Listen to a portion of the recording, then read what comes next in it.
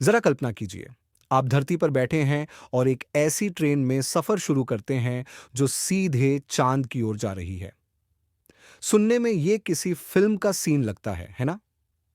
लेकिन दोस्तों, ये कोई कल्पना नहीं बल्कि भविष्य की सच्चाई बनने जा रही है, क्योंकि जापान सच में धरती से चांद तक ट्रेन चलाने की तैयारी कर रहा है। आज पूरी दुनिया अंतरिक्ष की रेस में लगी हुई है। हर देश चाहता है कि वो सबसे पहले वहां अपनी मौजूदगी दर्ज करे। कोई चांद पर बेस बनाना चाहता है तो कोई मंगल पर इंसानों की बस्ती बसाने का सपना देख रहा है।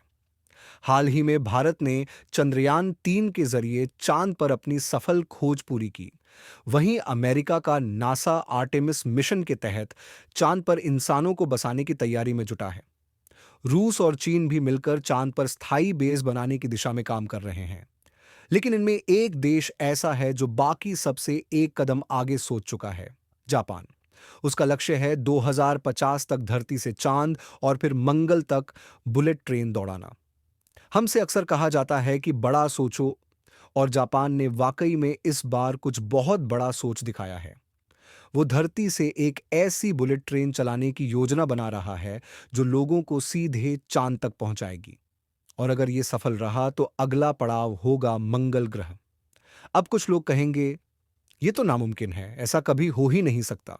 लेकिन जरा सोचिए, जब पहली बार किसी ने कहा था कि एक दिन इंसान दूर बैठे किसी व्यक्ति को वीडियो कॉल पर लाइव देख सकेगा, तो उस समय भी सबने हंसकर मजाक उड़ाया था। या जब 100-200 साल पहले किसी ने कहा था कि इंसान हवाई जहाज से हवा में उड़ सकेगा, तब भी यही कहा गया था कि ये पागलपन है। मगर विज्ञान ने वो सब कर दिखाया जो कभी असंभव लगता था। विज्ञान की यही खूबी है, जो आज कल्पना लगता है वही कल हकीकत बन जाता है। ऐसी ही एक है जापान की यह स्पेस ट्रेन योजना। जापान ने इस प्रोजेक्ट पर काम शुरू कर दिया है। काजिमा कंस्ट्रक्शन और क्योटो यूनिवर्सिटी के वैज्ञानिक मिलकर इस पर रिसर्च कर रहे हैं। उन्होंने इस इंटरप्लैनेटरी ट्रांसपोर्ट सिस्टम को नाम दिया है हेक्सा ट्रैक। इसकी सबसे खास बात यह है कि ये ट्रेन लंबी दूरी की यात्राओं के दौरान कम गुरुत्वाकर्षण वाले वातावरण में भी पृथ्वी जैसा एक 1G ग्रेविटी माहौल बनाए रखेगी। इस ट्रेन के डिब्बे हेक्सागोनल आकार के होंगे, जिन्हें हेक्सा कैप्सूल कहा गया है। जापानी शोधकर्ताओं के प्रस्ताव के मुताबिक 15 मीटर त्रिज्या वाला मिनी कैप्सूल धरती और चांद को जोड़ेगा, जबकि 30 मीटर का बड़ा कैप्सूल चांद और मंगल के बीच कनेक्शन बनाएगा। यानी भविष्य में यही ट्रेन सिस्टम धरती से चांद और चांद से मंगल तक सफर करवाएगा। इन कैप्सूल्स में इलेक्ट्रोमैग्नेटिक तकनीक का इस्तेमाल होगा, वही तकनीक जो अब भी जर्मनी और चीन की मैग्लेव ट्रेनों में देखी जाती है। इसी सिस्टम के अंदर 6 डिब्बों वाली बुलेट ट्रेन चलेगी। अब सवाल उठता है कि यह पटरी आखिर बनेगी कैसे? धरती से चांद तक और फिर मंगल तक इतने विशाल अंतरिक्ष में ट्रैक बिछाना कोई आसान काम नहीं है।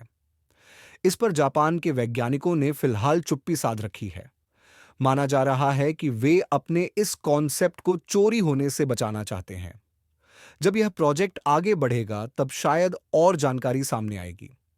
इस ट्रेन के लिए जापान 3 स्टेशनों की योजना बना रहा है। धरती पर अंडेरा स्टेशन को, चांद पर का लूनर स्टेशन को और मंगल पर का मार्स स्टेशन को। इन सबको जोड़ने वाली स्पेस ट्रेन का नाम होगा स्पेस एक्सप्रेस। यह ट्रेन स्टैंडर्ड गेज ट्रैक पर चलेगी और इसके आगे पीछे बूस्टर रॉकेट लगे होंगे, जो गति बढ़ाने, धीमा करने और रोकने में मदद करेंगे।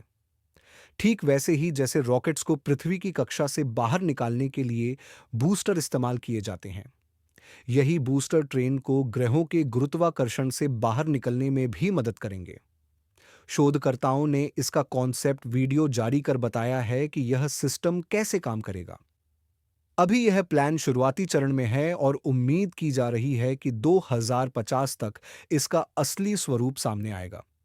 इतना ही नहीं, जापान सिर्फ लोगों को चांद या मंगल तक भेजने की तैयारी नहीं कर रहा, बल्कि वहां उनके रहने का इंतजाम भी करने जा रहा है। इस प्रोजेक्ट में चांद और मंगल दोनों पर ग्लास हैबिटेट बनाने की योजना है। चांद की कॉलोनी का नाम होगा सा लूना ग्लास, जबकि मंगल की बस्ती को कहा जाएगा मार्स ग्लास उत्स। इन ग्लास कॉलोनियों को एक कोन जैसी आकृति में बनाया जाएगा जिसमें आर्टिफिशियल ग्रेविटी होगी ताकि लोग वहां भी धरती जैसा महसूस कर सकें। अंदर पेड़ पौधे, नदियां, पानी और सांस लेने योग्य वायुमंडल सब कुछ तैयार किया जाएगा। ऐसा वातावरण इसलिए बनाया जाएगा ताकि इंसानों की हड्डियां और मांसपेशियां कम गुरुत्व वाले क्षेत्रों में कमजोर न पड़े। इन कॉलोनियों में इंसान बिल्कुल सामान्य जिंदगी जी पाएंगे।